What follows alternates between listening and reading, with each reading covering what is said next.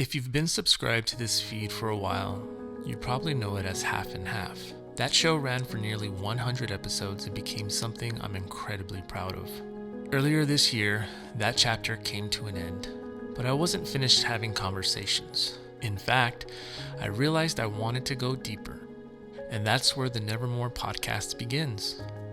Most of the time, when we meet somebody, we're meeting them somewhere in the middle of their story. We meet the musician after the band exists. We meet the business owner after the doors are open. We meet the artist after the work is hanging on the wall. We meet the comedian after they are already on stage. We meet the person after they've survived something, built something, lost something, changed careers, started over, succeeded, failed, or somehow ended up becoming the person sitting in front of us. And then we usually ask them about what they are doing now. What are you working on? What's coming next? What are you promoting? Those are fine questions, but they're usually not the questions I'm most interested in. I want to know what happened before all of that. I want to know who you were before anybody knew your name.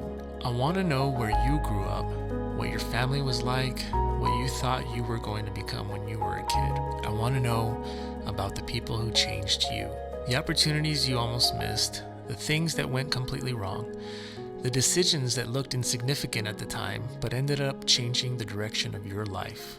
I want to know about the moment you almost quit, the thing you still think about, the person who believed in you before you believed in yourself, and maybe the person who didn't, because I think that's where the story actually is.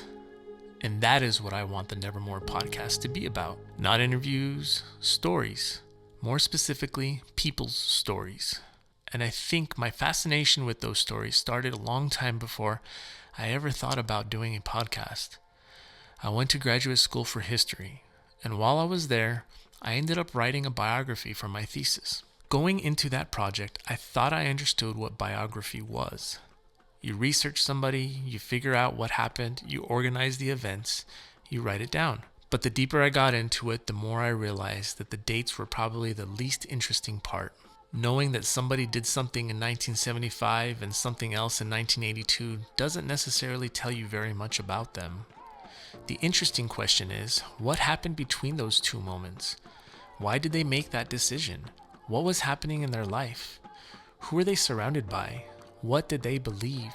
What were they afraid of? What happened to them that changed the way they saw the world? And eventually, you start to realize that a life doesn't really move from accomplishment to accomplishment. It moves through thousands of little moments. Some of them seem important when they happen.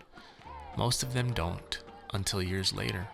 That process changed the way I looked at history, but I think it also changed the way I looked at people. I became much more interested in how somebody becomes who they are. And when I look back at my own life, it's kind of strange how many of the things I've done have revolved around the same idea. I've spent a big part of my adult life teaching. I've taught at the college level for years. I've worked in education. I've been a teacher, an administrator, a principal.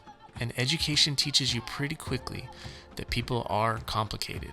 Two people can sit in the exact same classroom, hear the exact same thing, and walk away having experienced something completely different. You learn that everybody comes into the room carrying a history you can't see. Their family, their confidence, their insecurities, their failures, their expectations, the things people have told them they were capable of, and the things people have told them they would never be capable of. If you want to understand somebody, you have to know something about the road that brought them there. Music taught me the same thing in a completely different way. I've been a musician for most of my life. I signed my first record deal when I was just a teen. I've played in bands, toured, recorded records, produced artists, spent thousands of hours in recording studios. And if you've ever spent serious time making music with people, you know that a recording studio can become a very strange place. People get vulnerable in studios, sometimes without intending to. You see confidence, you see insecurity.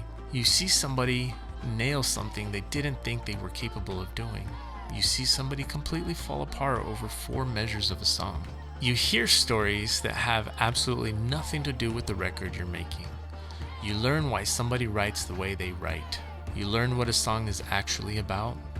You learn that sometimes the loudest person in the room is terrified.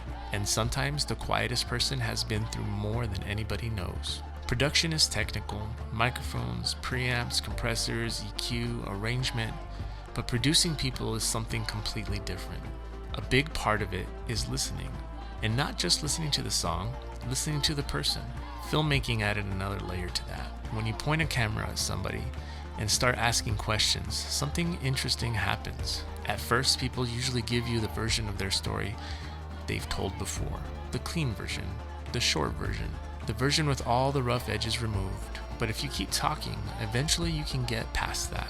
You ask one more question and then another, and suddenly they remember something. Their body language changes, their answer gets longer, and you realize you've finally reached the part of the story that actually matters to them. That's the moment that I love. And I think all of those things somehow brought me here. History, biography, teaching, music, producing, filmmaking, business. All of these worlds that seem completely unrelated on paper. But when I look at them now, there's a thread running through almost all of them. People. Understanding people. Listening to people. Trying to figure out why somebody makes the decisions they made and how those decisions created the life they have now. And I should probably say something here. I don't think any of this makes me some kind of authority on life. That isn't what I'm trying to establish. I've made plenty of bad decisions. I've failed at things. I've started things that worked and started other things that absolutely did not. I've changed directions. I've wondered what the hell I was doing. I've looked back at versions of myself and thought, what was that guy thinking? Like everybody else, my life makes a lot more sense looking backward than it ever did while I was living it. And maybe that's another reason I want to do this show. Because once you start looking backward, you can see the connecting points. The moment that seemed like a disaster but sent you somewhere else. The person you met by accident. The job you hated that taught you something you needed 10 years later. The opportunity you didn't get. The relationship that ended. The phone call you almost didn't answer. The thing you thought was the end that turned out to be the beginning of something else. Those are the stories I want. So when somebody sits across from me on this podcast, I don't want to begin with their latest project. I want to begin at the beginning. Where were you born? What did your house feel like growing up? What kind of kid were you? What did you dream about? Who influenced you? When did you first discover the thing that eventually became important to you? When did it become more than a hobby? When did you realize you might actually be good at it? And then I want to get into the harder parts. What went wrong? What did you lose? When did you doubt yourself? Who disappointed you? Did you ever want to quit? What did you have to learn the hard way? And somewhere in that conversation, hopefully, we start connecting the dots. I also want to make something very clear about who gets to have an interesting story. You do not have to be famous to sit here. You don't have to have millions of followers. You don't have to have won an award. You don't need a Wikipedia page. Some of the most interesting people I've met in my life are the people most of the world will never know. They built businesses, raised families, created art, started over, survived things, helped people, made terrible decisions and somehow found their way back. Spent 20 years chasing something that never quite happened and learned more from that experience than somebody else learned from succeeding. Those stories matter too, sometimes more. There will be musicians on this show, artists, business owners, comedians, filmmakers, people from my community, people I've worked with, people I've known for years, hopefully people I've never met before. And I'm sure some guests will have stories that are inspiring. Some will probably be funny, some might be uncomfortable, some might be sad. Most will probably be a combination of all those things, because that's usually what a life actually looks like. I don't want this podcast to turn into people selling themselves. Of course we'll talk about what people are doing. If somebody has a record coming out, we'll talk about it. If they own a business, we'll talk about it. If they have a movie, a show, a project, whatever it is, I want people to know about it. But that's not why they're here. They're here because I want to understand how they got here. And hopefully, while listening, you start recognizing pieces of your own story in theirs. Maybe somebody talks about failing and you realize you're not as far behind as you thought. Maybe somebody talks about completely changing directions at 40 years old. Maybe somebody admits that the thing everyone considers their greatest success almost destroyed them. Maybe somebody talks about a teacher who changed their life, or a parent, or a friend, or somebody who told them they couldn't do something. And maybe you hear something that causes you to look at your own life a little differently. That's what I hope happens here. There's another reason I wanted to make this episode first. If I'm going to sit across from people and ask them to tell me the truth about their lives, then I think I should be willing to do the same. So as this show continues, you're probably going to hear pieces of my story too. Not because I want the podcast to be about me, but because conversations work both ways. I've been a musician, a producer, a teacher, a principal, a professor, a filmmaker, a business owner. I've been unbelievably fortunate in some parts of my life. I've screwed up other parts. I've lost things, started over, changed directions. And there are things I understand about myself now that I definitely didn't understand 20 years ago. I'm still figuring a lot of it out. We all are. And maybe that's ultimately what fascinates me about biography. A biography makes a life look finished.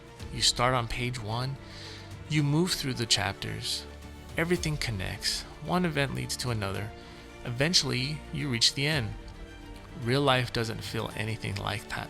While you're living it, you don't know what chapter you're in. You don't know which people are going to matter later. You don't know which failures are going to redirect you. You don't know whether something happening today will be completely forgotten or become one of the defining moments of your life. You're just living. And that's what I want to explore. The story while the person is still here to tell it. I want to know where they came from, what happened to them, what they wanted, what they got, what they didn't get, what it cost them, and who they became along the way. Because everybody has a biography. Most people just never get the opportunity to tell it. So that's what this show is. That's why I'm doing it. And if you're listening to the Nevermore podcast for the first time, this is where I want you to start. Because from here on out, there's really only one question I'm trying to answer. How did you become who you are? Welcome to the Nevermore podcast.